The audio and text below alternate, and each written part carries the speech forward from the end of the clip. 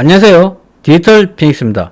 2022년 2월 10일 암호화폐 핵심 뉴스 전해드리겠습니다.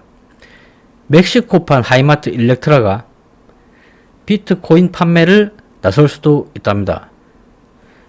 멕시코 대형 가전제품 유통사 일렉트라가 매장에서 비트코인이 판매될 수도 있다고 전했습니다. 자, 하이마트 같은 곳에서 비트코인을 판매를 하겠답니다. 매장 소유주인 멕시코 3대 부호가 최근 틱톡에서 일렉트라는 은행 규제를 받지 않고 투자자 돈을 보호할 필요가 없기 때문에 비트코인을 자전거나 전화처럼 상품으로 판매할 수 있다고 언급했습니다.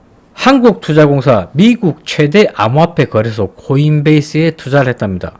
코인베이스의 주식 8,700주를 매수한 것으로 나타났다고 합니다. 투자 규모는 크지는 않지만 한국투자공사가 암호화폐 관련 기업에 투자한 첫 사례입니다.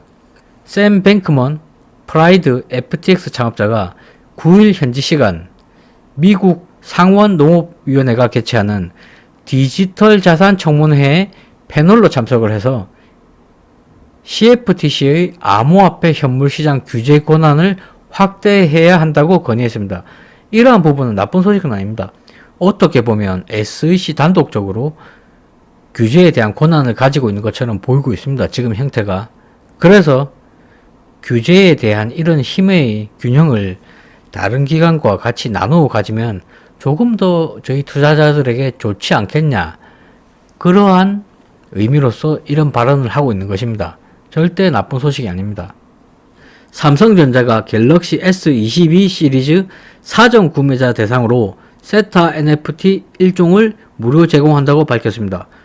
NFT를 받기 위해선 세타 계정 등록이 필요하다고 합니다. 외신, 미국 정부 40.8억 달러 BTC 보유, 테슬라 보유량 2배. 미국 정부가 보유하고 있는 비트코인은 우크라이나 20.1억 달러, 테슬라 18.6억 달러의 2배 이상입니다. 많이 가지고 있죠. 뉴욕 시장이 암호화폐는 지지하지만 채굴은 반대한다고 돌연 변심을 했다고 합니다. 뉴욕을 암호화폐 거래 중심지로 만들고 싶지만 한편으로는 환경론자들의 의견에 귀를 기울이겠다는 것입니다. 이와 관련 미국 환경보호 비영리 단체 세네카 레이크 가디언은 애덤스 뉴욕 시장의 성명을 지지한다고 했습니다. 그렇다면 뉴욕시를 리플 XRP의 도시로 만드는 건 어떻겠습니까? 다음 주 G20 재무장관 중앙은행 총재 회의가 있습니다. 암호화폐에 대해서 논의를 합니다.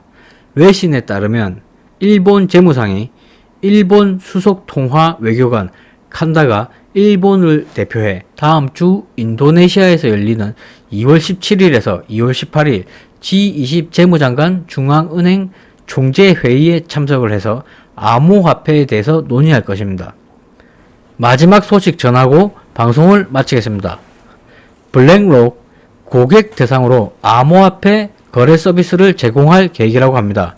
고객들은 블랙록에서 암호화폐를 담보로 대출을 받을 수 있게 될 것이라고 이야기했습니다. 이상 방송을 마치겠습니다. 시청해 주셔서 감사합니다.